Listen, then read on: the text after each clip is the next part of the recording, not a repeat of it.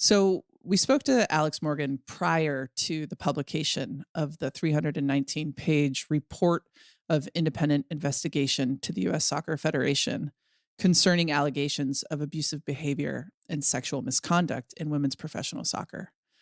So we don't talk about that in this conversation, and I wanted you to know that.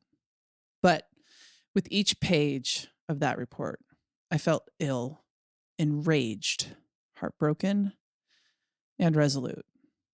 So I want to start this episode by saying unequivocally that the only acceptable response to the investigation is radical change and unflinching accountability. Once and for all, we demand that the lives of all players, from youth footballers to professionals, are finally and systematically protected over the careers of predators. During this very hard time in the women's soccer community, I'm grateful to share this very special conversation with one of my favorite footballers, Alex Morgan, a woman who I know is making the sport better for future generations every single day. I chased desire, I made sure I got what's mine. Welcome back, everybody. You're so good at that. It's so weird to do it. You're always the one. Do it. Okay, welcome back to We Can Do Hard Things. We have Alex Morgan. You all know this because it's who you clicked on to listen to this podcast. But Alex is one of my favorite athletes for a lot of reasons, but I think number one is that she was a really young, new kid on the block when I was an old veteran on the national team. Alex Morgan, you are a two-time FIFA Women's World Cup champion, Olympic gold medalist, a UEFA Women's Champion Leagues champion, an NWSL champion. Is there anything that you have not championed? She is the leading founder of Together, with the X that replaces the last E, a lifestyle and media company with a focus on youth and equality storytelling. As a mom to Charlie, your child, Alex is tackling motherhood while continuing to be a force on the pitch. In fact, I'm not sure I've even seen Alex as on fire as she is right now, scoring so many goals in the NWSL for her team, the San Diego Wave. Alex, freaking thank you for being here. Thanks for that intro. That was really nice, Abby. And I am so happy to be here. Glennon, it's always a pleasure to see you and talk to you. But Abby, I mean, everyone knows how much you mean to me and just the effect you've had on my career. So it's so nice to talk to you because I have obviously looked up to you for so long. Oh, well, that feels very good, especially as you get age in your retirement. It's like, was I important to anybody? Did any of it really matter? Oh my God. So that feels ridiculous. Good. That does feel good. Can you both explain what the hell you were doing together on the field? Because I just learned, Abby was explaining it to me recently in technological, the soccer terms. And I thought it was so beautiful what it's called, what you were together, which you were a two-front, which feels like such a beautiful thing. Can you describe what is a two-front? What were you doing? Alex, you want to take this? What is a two-front? We were basically just dancing together on the soccer field and enjoying each other's company and just helping each other be as successful as we possibly can be together and uplifting each other. So that's pretty much what it was in non-soccer terms. Okay. Yes. Oh my God. That's a good way. Okay. So you said you had strengths that Alex didn't have and Alex had strengths that you didn't have. Yep. And so together you were able to work together and score the goals. And create a really hard to defend against two-front. Right. So technically what a two-front is, the formation of your team. Sometimes you do a 4-4-2. Nowadays you're seeing a lot of 4-3-3s, which would be a three-front. Okay. Well, I'm dead inside already. Okay, so let's go back to the, so would you like me to explain? Please. Yes. Yeah. We were the two forwards, so we were working in tandem, and I felt like we were just complimenting each other. Yeah, when like Abby's good in the air, and so I was like, I'm not going to touch any ball that goes in the air. Abby's going to do that, and I'm going to work off of her. And so we would talk a lot together, and I'd be like, headed to the right, headed to the left, like headed behind you, like settle the ball or whatever it is. And she would basically just do that. And she would do all the hard work. And then I would just run in behind the back line and try to score the goals. And then we would both just get lots and lots of goals. Abby a lot more than myself. But well, I played a little bit longer than you at that point. You're getting up there though. How many goals do you have? I'm not sure, but as a mom, I think that I'm getting upwards of like 6 or 7. And I think 13 is the number to beat as a mom. Oh, so. Cool. Whoa. I love that. I can't wait to talk about momming and little Charlie, with whom we are all completely obsessed. Yes. But before we get into that, so I want to talk to the Pod Squad about your friendship. Alex, Abby loves you so much. Every time we watch a game, she just yells that you're in. Okay. You do have to be in the game for this to happen, but she just yells, Alex, Alex, Alex. And she's trying to get, I think, whoever is on the field to kick it to Alex. Energetically. You're energetically trying to get the ball to Alex. When you have a penalty shot, the whole family has to stand up. She thinks it's disrespectful if anyone sits on the couch. So we all have to stand until you've scored the ball. Can you scored the ball? Scored the ball. Scored the goal. Yeah. Right. Can you talk about how your friendship happened? And do you remember the first time that you met and what that was like? So when I met Abby, it was like my first camp and with the national team. So I got called in and I didn't know anyone. I was also like 19 years old and just starstruck and also super intimidated by everyone, especially Abby. And she was actually like the nicest person. She was so welcoming, and she was someone that I felt like I could gain confidence from her leadership, her demeanor, everything she kind of brought on and off the field. It kind of helped me just gain confidence on the team.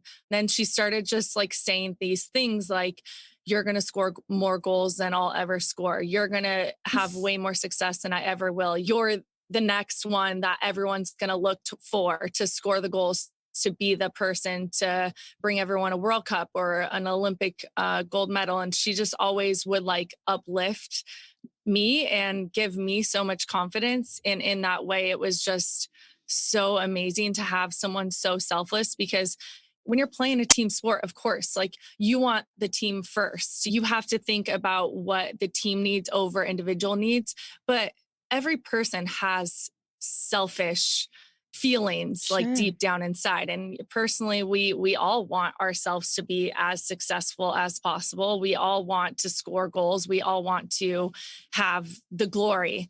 So for her to be so selfless in a way that I had never experienced before as a teammate, I was just floored by that. And it would just kind of drew me towards her as a great friend and mentor. What about you? When you met Alex, how did that all happen? Early 2010, it was around the time that you got called in. I remember one of the first practices, Pia came up to me and she said, this kid, Alex Morgan, she's just raw. You know, she's got to like learn a lot. Don't coach her. Just don't say much to her. She told me that. She like pulled me aside and I was like, what the fuck? Why? Like, why? I don't know. I think that she thought maybe that I was going to intimidate her or put too much pressure on her at such a young age.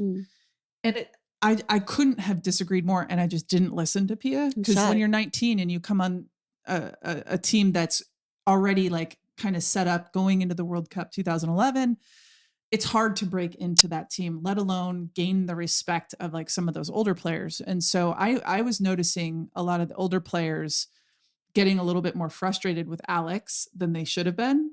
Were they frustrated or were they like threatened? Threatened. Okay. Yeah. Yeah. That's what frustrated always means. Is definitely a better word. And so of course, like when you feel threatened, you find any little problem. Yes. Right? This one specific play, it was Alex's first camp. She was able to get end line, which was like at no angle to the goal. And she just rips this shot with her left foot. I had never seen somebody be able to score at such a horrible angle. It's like a very rare shot.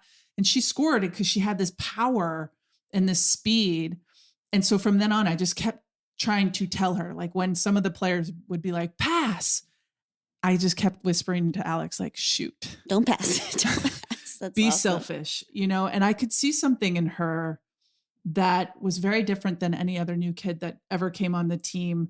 It was like she was able to hold an immense amount of pressure and also perform, which is rare. Mm-hmm. So then she steps on the field in 2010 against Italy. I think you get on the field like in the 88th minute or something. And she scores a goal in extra time for us to give us a 1-0 lead against Italy. And then we had to come play them in the home match to qualify to actually get into the World Cup. I know this is a lot of information, but I just remember Alex being more confident than I was at 19, more capable.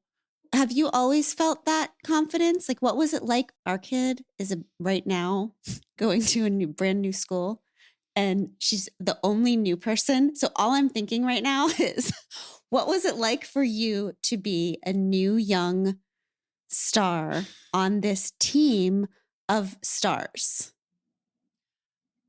It was just me like fighting day to day, not to be a star, but to like be included and for myself to feel validation that like I belonged, because there was a lot of days that I would show up and I was like, they are so much better than me. Mm-hmm. I'm literally like faking it till I make it at this point. Like I didn't feel like I belonged for the longest time. So it wasn't like trying to take anyone's spot. It was just like trying to help myself feel like I deserved to be there when I surely didn't in the beginning. Did you have a moment where you finally were like, okay, oh yeah, I belong here? This is good. I think in 2011, we had myself and Kelly as the newer players. And as we went through the tournament, I kind of grew into it as well. And I remember, I think it was a third game we played against Sweden. We actually lost in the group stage and I didn't play and it was my birthday. And I was like so disappointed. And I was like, how could she do that to me? It's my birthday and I deserve to play in this and that. And I was like, whoa. You don't deserve like anything right now. You're still the youngest player. You're still just trying to make a name for yourself and you're trying to contribute as much as you can. So it was kind of like, okay, you need to like be in your place a little bit. So I felt like through that tournament, that was a defining moment for me to at least have the confidence to be like, I deserve to be on that field and I wasn't. And like, how dare the coach not play me? It might not have been the right way to think about it, but then it kind of gave me that confidence that, well, next game, I got to prove why she needs to play me. And the next game after that. So I think that's when I definitely felt like I belonged. I love that. It's like the moment you go from like, I'm just so lucky to be here. I'll just be quiet and hope no one notices me, to why the hell aren't they putting me in? Yeah. It's like an internal voice that told you, oh, I belong You want me here. to tell you when I knew Alex belonged? Yes. I think that I realized I had yet to feel this since Mia, but that feeling where my life was a little bit easier on the field. And it was because Alex took up a lot of attention of a defensive back line. So during that World Cup in 2011, you scored some big goals. One, the most amazing goal ever. Like, I just will never forget it in the 2011 World Cup final. I thought that this new kid on the block was just going to score the game-winning goal. We ended up losing that game in penalty kicks, which was like super sad. But I knew that the way that she stepped up through the knockout round stages of that tournament made me be like, oh yeah, like here this kid is. So how did you not feel? Because I understand the feeling threatened by a new person. Like if we had suddenly had a new host on this podcast and they were amazing, I just can't imagine being like, you're going to be better than me. You're going to be way better than me. Like, I feel like that's what I'm saying. Like, right? Isn't that crazy that Abby was like that? In no way was her job threatened ever throughout her entire career, but you're still fighting for a spot on the field. So for her to feel so confident in herself and her abilities. And I don't know why she did that to me. Like, why were you so nice? What if we played like a one front instead? You know what I mean? And not to say I would have ever taken your job, but yeah, like you're saying, Glennon, how was she so selfless and so uplifting of me and other people? Because being threatened is kind of something that you can't help it. Just deep inside of you, you know, you care about yourself more than people a lot of times. No, Others. it's Fair 100% enough. true. Yes. I think that when I think back at that time, I knew what I needed when I was your age to feel confident and to feel like, oh, I belong here. And I needed people to tell me that. Did you have that? Did somebody do that for you? Mia did. Oh, for sure. Interesting. So, Alex, do you find yourself trying to do that with younger Yeah. players Who is now? your Alex Morgan? Mia was my mentor. Not that I'm going to claim myself as yours, but who are you looking after? Who's looking up to you as a mentor? It's interesting because I think Mia is around 10 years older than you. Is that right? Yeah, 8. And okay. And you're around 10 years older than me. And Mal Pugh is around 10 years younger than me. And she came on this team super young, had a lot to learn, but again, like raw talent. And she's someone that I know is just going to have an incredible career, already has on the national team. So it's kind of interesting, just the levels of the next generation kind of carrying the torch almost and carrying the team. And I feel like she's one player that has already made a huge impact, but will have a huge career on the national team.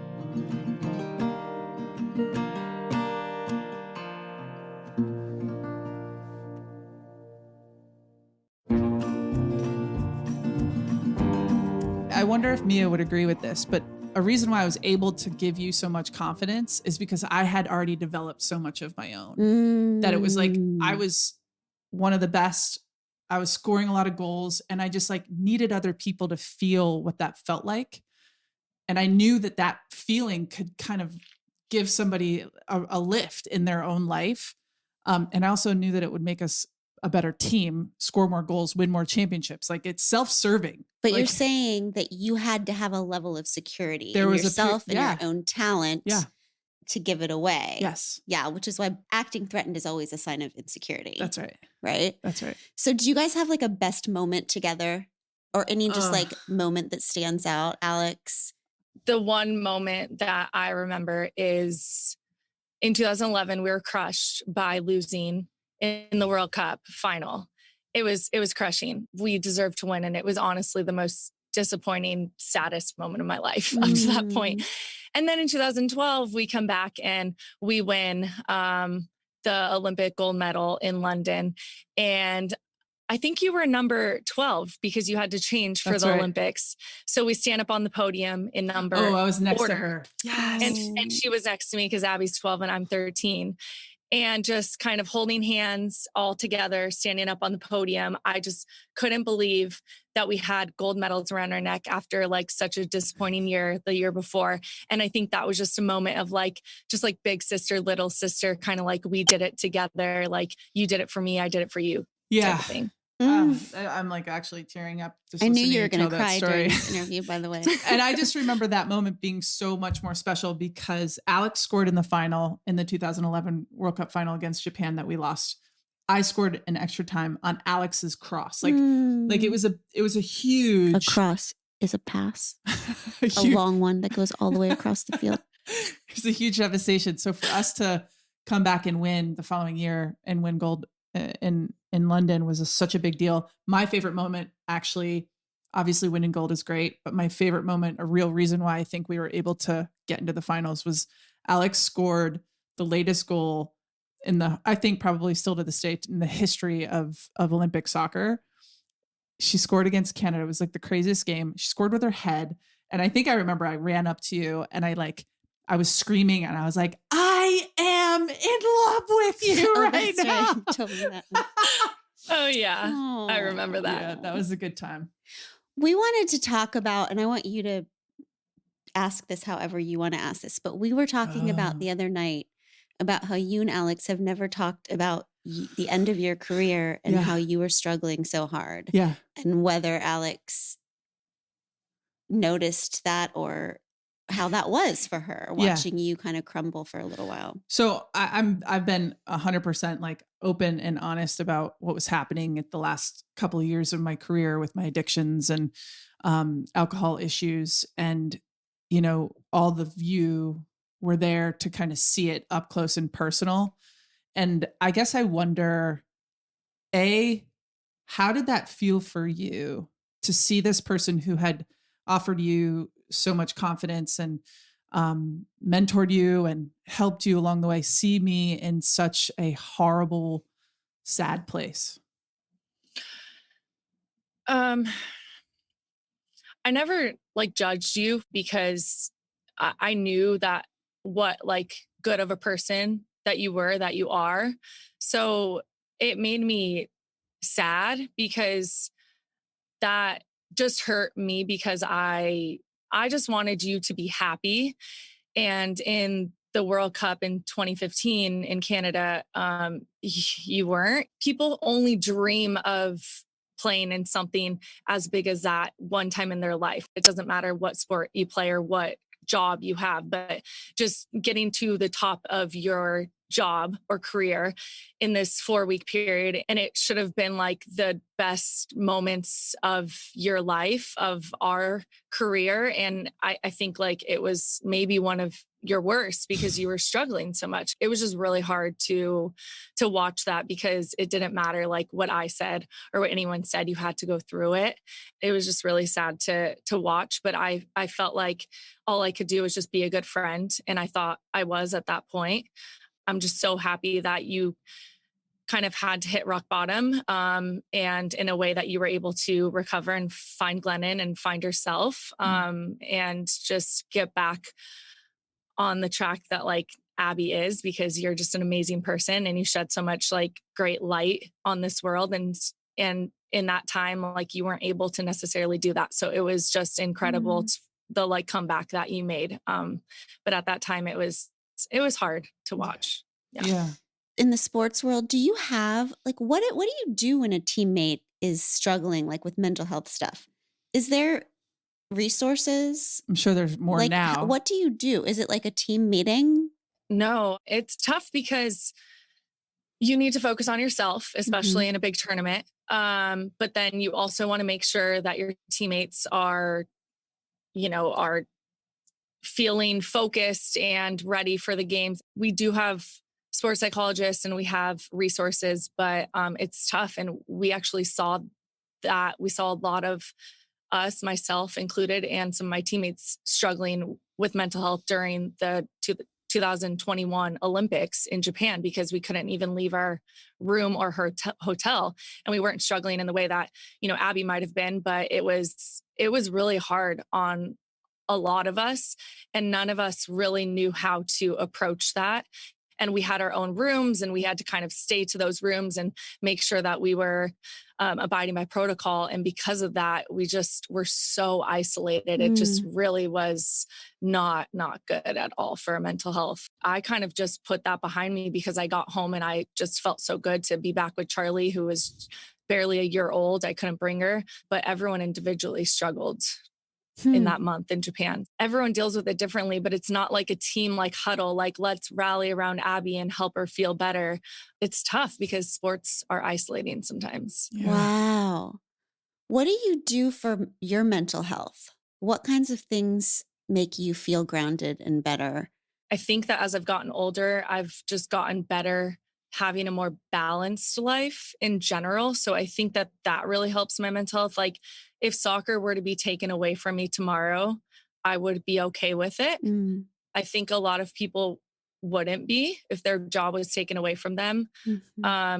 Even though I've worked on it my whole life, and that's like the one thing that I know and love so well, I would be okay with it because I have so many other parts of my life that are so great as well. And that like bring me so much joy. So I think for me, it's just having a balanced life, and that includes family. Family is everything to me. Even Abby knows my dad has probably been to every single soccer game, Japan, China, Australia, Canada, it doesn't matter. Brazil, it doesn't matter where we go. My dad is like our number one fan. He literally is everywhere.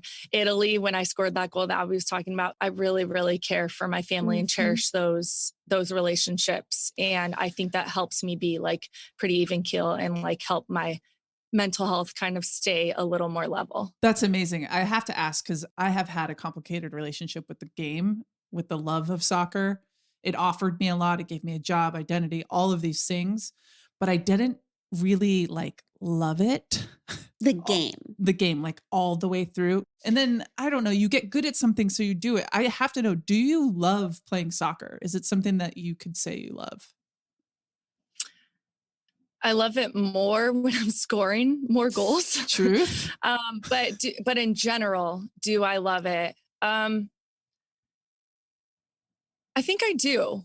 Sometimes I don't. But I'm okay with that. Like sometimes I just wake up and I don't want to play like today, but it's never that I don't want to play for the rest of my career.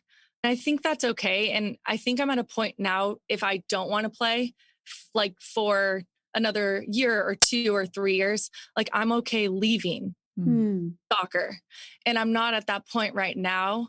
But I think a lot of athletes struggle with leaving their sport. And I do love soccer, but I would be okay leaving it. And Abby, I knew that about you because I had read your book and we've talked a lot in the past, but it is interesting because you're told time and time again that you have to love it or you do love it. It's forced on you. Like, well, you know, your number one thing is to find joy and to love the sport. And it's like, well, yeah, but then eventually you're getting paid to do it. It's what your job is. It's what you know.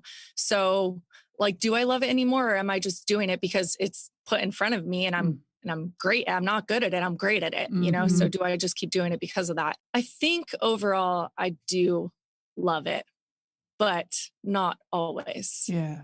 There's like good parts and parts that you would rather do without, but that you got to take it all. It's like all part of the package, unfortunately. It is. It's part of the package, but it's exhausting, especially with the national team. It's exhausting. You can't just like bring 50% of yourself like one day. You can't have a bad day. And that is just so exhausting. It's just tears you down, you know, like every single day, mentally, physically. It's hard to like be on your game every day. It's impossible. You're setting yourself up for failure every day. Yes. Every single day. God. What I will tell you is that it does get better in retirement because you do get to show up at a workout and go, I am here. That's all I needed to do. I got here. I don't have to perform. My heart rate doesn't have to hit a certain, you know, 4th or 5th percentile zone. I can't even remember the terms. That's great. That's good. So I love that. The future is bright. I just feel like a bunch of fairies just got their wings. Like my insides are lit up to hear Alex say, I'm not good at this. I'm great at this. Yeah. Like I'm going to say that to myself in the mirror in the morning. That is so amazing to hear a woman say that. Yeah. Oh my God. Okay. When you talk about relationships and friendships and team, one thing I don't understand, I'm sorry. I'm sorry because I talk to Abby about this all the time.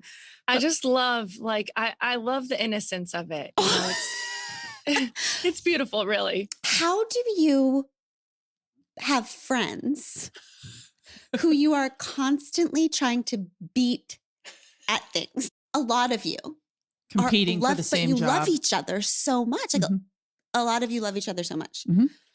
And you are also trying to kick each other's asses constantly, right? How does this work? Because, you know, the thing about women is like, oh, there's no scarcity. Like, well, there's enough for all of us. But actually that's horseshit sometimes. Yeah. No, there's not. There's 2 front. There's not an 8 front. So like, how do you maintain friendships with people that you're constantly competing with? That's a good question. Honestly, sometimes it's hard, especially when you play the same position as somebody. But again, for me, it's exhausting to think about someone else more often than myself. And like, you know, and like Abby said, like at the point she got to where she felt like really confident in herself and her position on the team, I'm at that place. And I feel like for many years, I did just compare myself to others. And I did just want to find the flaws that someone else had rather than the reason that like I am great at what I do. And it's just tiring. You get over it. I think I'm at a new point in my career where if someone's better than me, then they'll have to prove it. And I'll have, you know, we're on trial every single day. And just because they're better than me means that I hate them. No, like there might be inside sometimes if they miss a shot and I'll be like, well, sucks. Yeah. But at the end of the day, like I just have to work on myself. Yes. It's so tiring to focus on others more than yourself. Especially when the choice is out of your control. Like the coach is deciding these things. It's so out of your control. Yeah. Crazy making. Honestly. So then to pick apart someone's personality, their play on the field, their friendships and relationships they have off the field, it's tiring.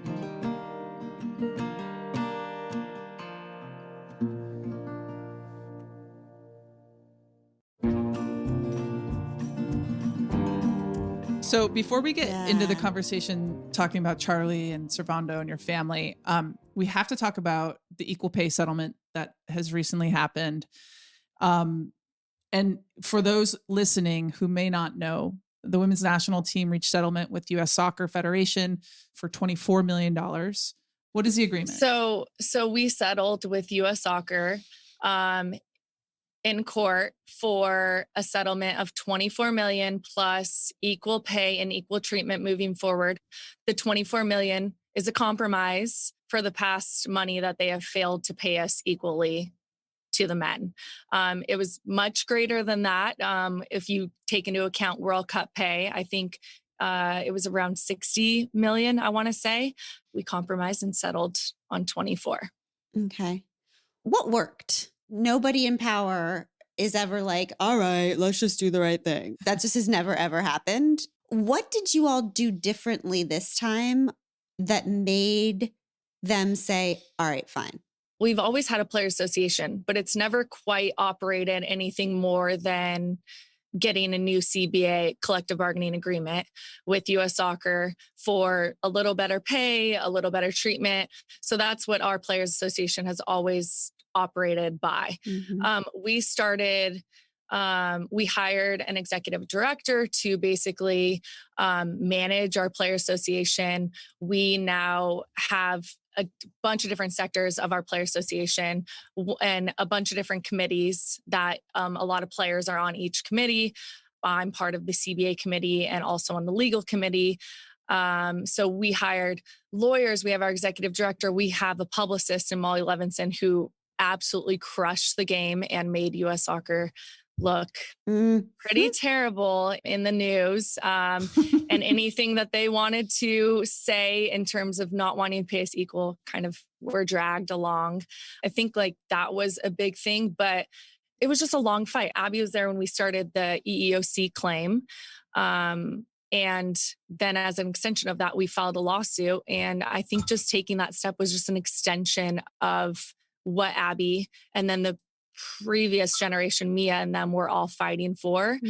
It was everyone putting things in place for us to like finish the job. So it's hard to say like, oh, we did it all, because no, we didn't. We just finished the job that they laid the foundations for. Oh, that's so cool. You do think that the public I'm just obsessed with you do think that the PR agent with the publicly telling the story held them accountable in a way that was maybe a new strategy for you all? Yeah, I think the power of social media was played a huge role. And I think that having the fans and the media on our side also played a huge role because public opinion is so important to companies.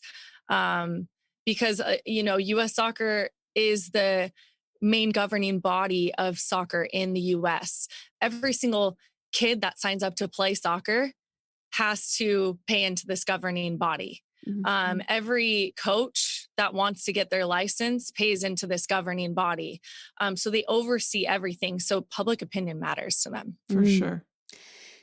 I want to talk about you as a parent. I mean, Abby came home recently from a walk and was like, I saw Charlie on the Strand. And I was like, yeah, Charlie? Was Charlie with any grown-ups? It was a couple months ago.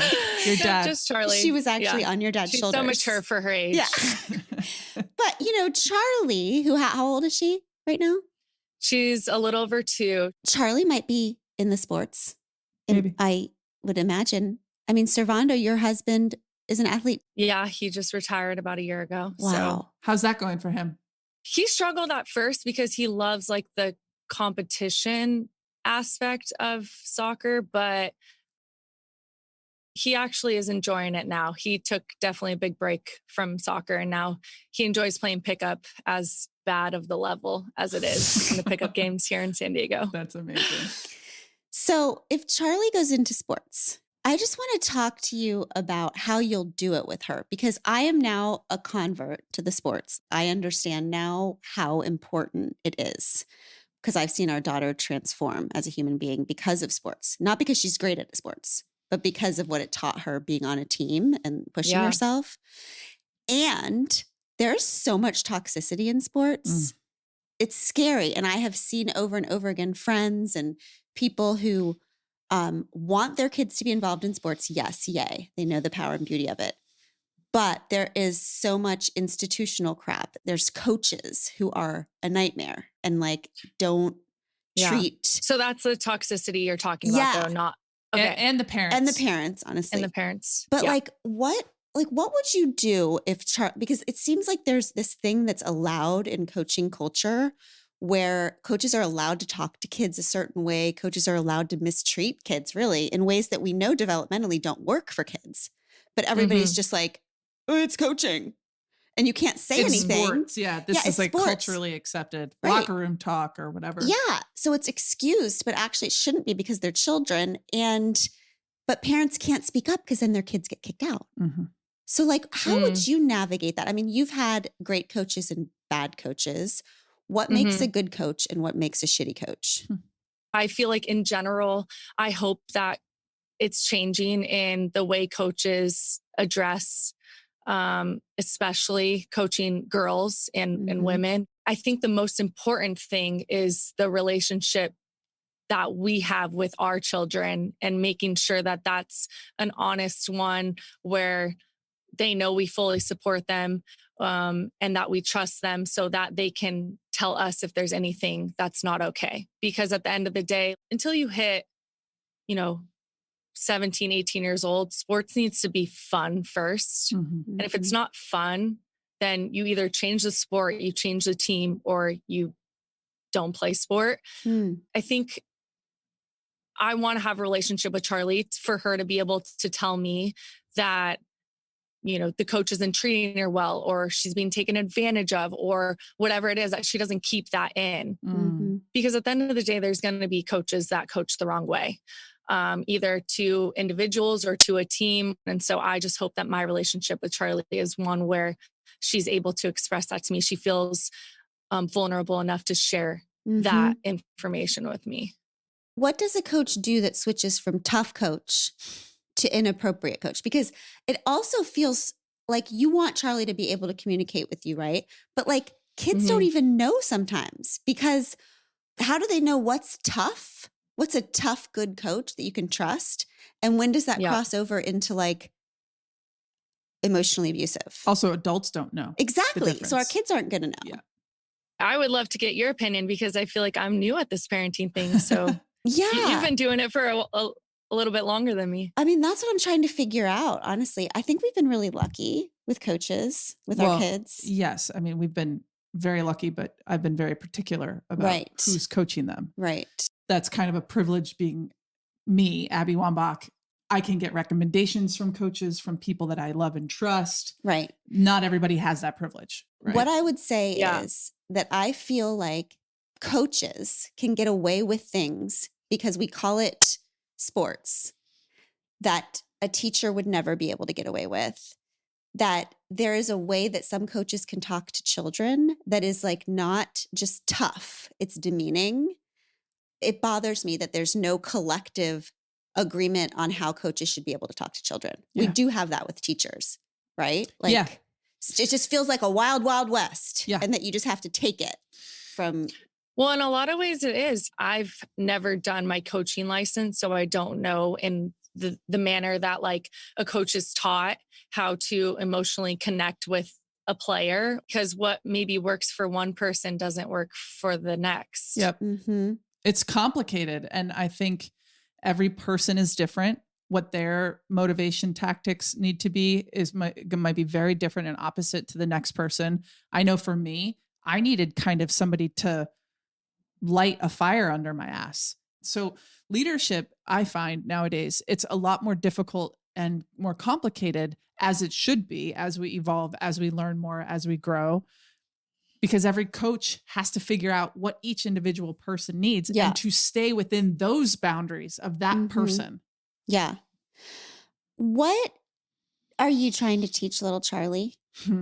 What's important to you about her? And do you feel like we talk a lot about conditioning on this pod? Clearly, you as an athlete who happens to be a woman had to take less pay for a really long time and be gaslit for decades that you didn't deserve more, right? Like, what are you trying to teach? By the way, that hasn't stopped. I feel like we're still having to prove our worth all the time.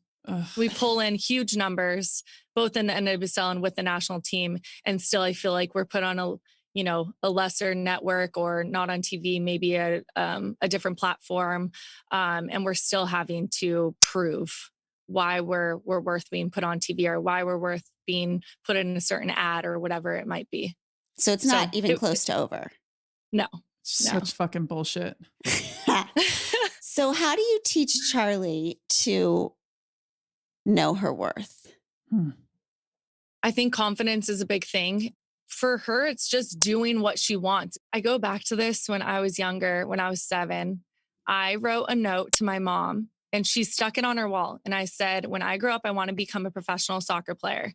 And when I was 7, there was no professional league at the time, just Olympics. I mean, in the World Cup, but my mom probably didn't know about that, but she was like, yeah, you're going to be a professional soccer player. Like, let's do it. Like, put my sticky note on her wall. And it made me be like, yeah, my dreams aren't stupid. Like I can do this. Like if I'm the first or if I'm the 100th, like I'm going to do it. Just learning from my mom, I want to be able to like help Charlie grow whatever she wants to do into reality. And that's why I love like bringing her on the field afterwards, letting her like, yeah, she just watched mom play soccer for the last like hour and a half. Her time to shine is now her like kicking the ball around and stuff. Like after the game, there's all these people waving, saying hi to me. And Charlie's like, she loves it, but I'm like, yeah, say hi. They're all cheering for you. You know what I mean? So I just want to be able to like help her grow into this confident and beautiful person inside and out. And I think that's just like having her as much a part of my life as possible. She travels like everywhere with me. How does that work? Yeah. Glennon doesn't understand. I don't understand. I could not get my children to the mall. I mean, Alex, we used to have field trips. My children, we wake up at 9 a.m. I would find their shoes and put them on. So then it would be like 2 p.m. Okay. Just from that. And then we would get in our minivan and we would watch a movie in the minivan. That was our whole like field trip. And then we would get out and go back inside. Like they didn't even know that cars move. Okay. They just thought that was a movie theater incredible. In the driveway. So like walk us through how the hell this works. Yeah. So I have a village who helps. And my husband is amazing, but he's also, working and he's not coming on the road with me. So my nanny is incredible. She helps me feel just more settled knowing that Charlie's safe.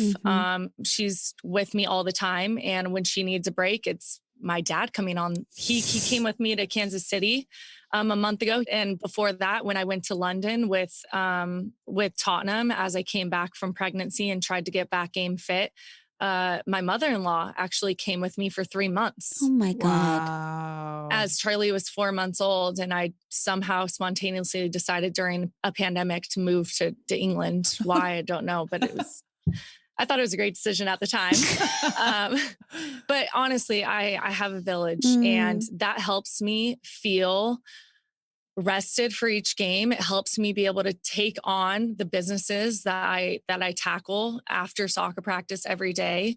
It helps me feel like I can focus on my job of playing soccer. It's so underrated being able to just appreciate the help that I have, that we have as moms. It's interesting. I came across Melanie Linsky's Critics' Choice speech.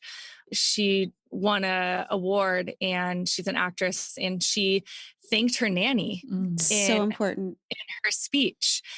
I just loved that so much, because it feels like as a mom, you have to hide that you're getting help as a working mom. And I don't want to hide that, like this is what helps me thrive. This is what's helped me score 12 goals this season so far. This is what's helped me become one of the best soccer players in the world, is the help that I get to be like a working mom and have Charlie be safe and cared for when I'm not around.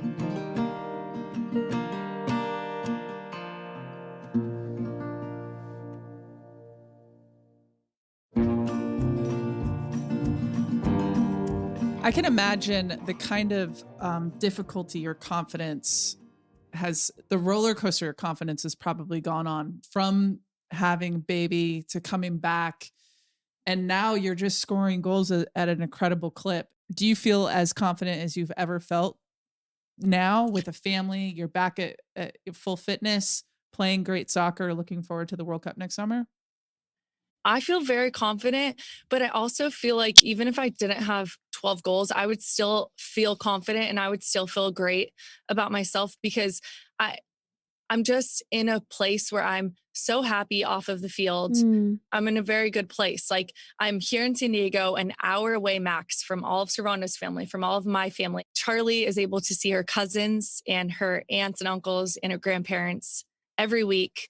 And it just feels like I'm in a different place in my life. And I think that's helped with the success on the field, because if I have a bad day or if I have a bad game, I'm not going to overanalyze it like I used to. In general, you're your own worst critic.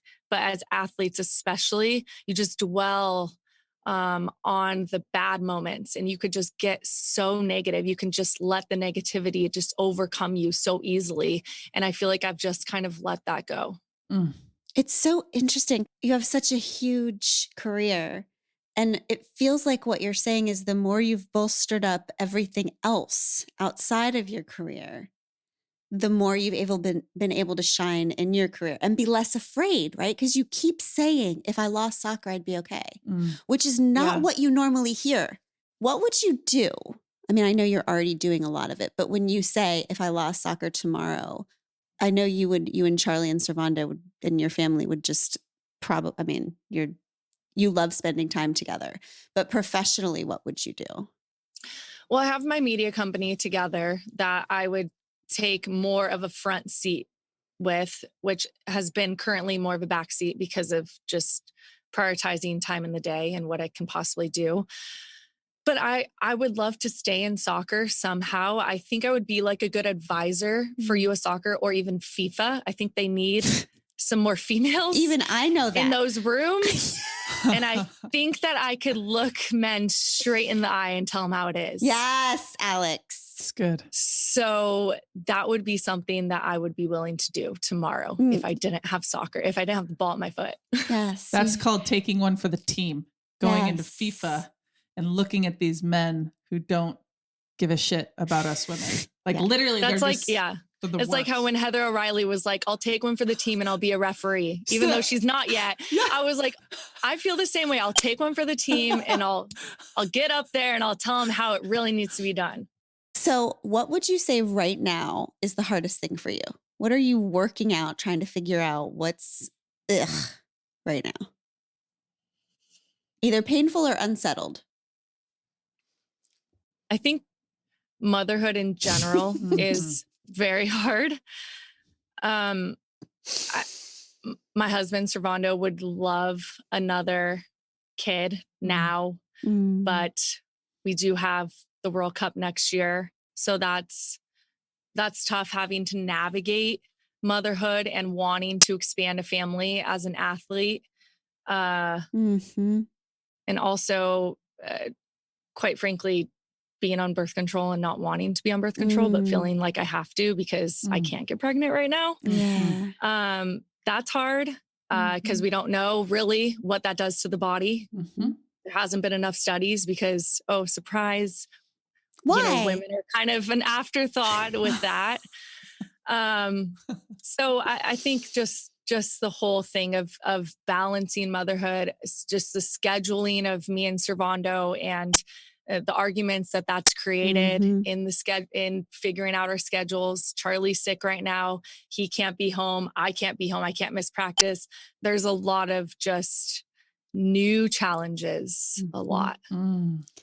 What part of Servando do you hope that Charlie has? Oh. Well, she already looks like him, which I love. They call her little Servandita. Oh. He's really someone that like brings the room together. Like he's just such a connector. He could strike up a conversation with anyone. He gets along with everyone. And I feel like I am a lot more opinionated. I don't necessarily pause for a few seconds before responding, which I need to work more on. And he is just so great with his words, with his connections with people. And so I would love her to have that part of him. What parts of Charlie do you hope, or does she have of you? She has my competitiveness, which is scary. The funniest, like, okay, we're in potty training, and she likes to go on the potty, but she wants to do it all herself. She can't quite like wipe or pull up her pants, but she likes to pull them down. She likes to lift up the seat. So I'll do things like I'll stand up next to the potty and I'll lift the seat for her. She goes, no, Charlie, do it. And she'll like throw the seat down so then she can lift up the seat on her own. So I just like have to let it go. But I'm honestly like, that's me. Like I need to do everything myself. I don't like pause when I respond. Like I'm so like 100% all the time. I'm so passionate about things. I'm not like a half in type of person. I'm not like get my toes wet. I'm like jump in head first. And she is totally like me, like in that fashion. And it's a little scary, but I kind of understand a little bit how to navigate it because it's me. Yeah. Oh, Alex Morgan. I just want to say this before we close. Ever since I got to know you and I got to play with you, you have exceeded the expectations that I even said to you long ago. The person that you've become, the player and the leader you've become. I'm just like not surprised in any way at how much more successful you've gotten since I retired. I just really love you. And I think that it's incredible to see what you've been able to accomplish, but to know that you are still the same person, the way you've gone through all of it, all the ups and the downs and the good and the hard times. It just shows the real character of who you are, the kind of person that you are, that you've stayed true and the same. Like you'll always be that young little kid in my mind for some reason. And I will forever be cheering for you. I will always text you, even when you don't want me to try to build up your confidence for. I never don't want you to text me, by the way. Okay. So Alex, sometimes she'll be driving, so I have to text for her. And then I'll put an exclamation point, and Abby will say that I would never text her an exclamation point. Take away that. So just know. Well, no, I would never. I am also putting myself into those pregame texts. I would never text her 7 exclamation points. Okay. All right. Fine. Alex Morgan, thank you for being you. Thank you for being such a freaking gorgeous example of leadership and power and friendship. We love you. We'll be cheering for you forever. And I will even stand for all of your penalty kicks. Oh. In reverence. And my turn. I just wanted to say thank you guys for having me on the podcast. But Abby, we don't get to talk as much as I would love to, but it's always so good catching up with you. It really warms my heart. And just your relationship with Glennon is incredible. It's inspiring. And you guys have done such great things together. And so I just absolutely love talking to you both. Same. And whenever it is you do decide to hang up those cleats, you know who to call for help. Yes. Not that I can do anything. Call Glennon. She's better. We'll map it all out, sister. And bring Charlie to our house, please, soon. Okay. We're coming soon. We're coming. We love you. Oh, and also Pod Squad, I forgot you were there. Oh, We love you so much. And we will see you next time. see you next time, all. Bye. And Abby, I forgot to say that I love you too. I give you Tish Melton and Brandy Carlisle. I walked through fire, I came out the other side. I chased desire, I made sure I got what's mine. And I continue to believe that I'm the one for me. And because I'm mine, I walk the line. We Can Do Hard Things is produced in partnership with Cadence 13 Studios. Be sure to rate, review, and follow the show on Apple Podcasts, Odyssey, or wherever you get your podcasts. Especially be sure to rate and review the podcast if you really liked it. If you didn't, don't worry about it. It's fine.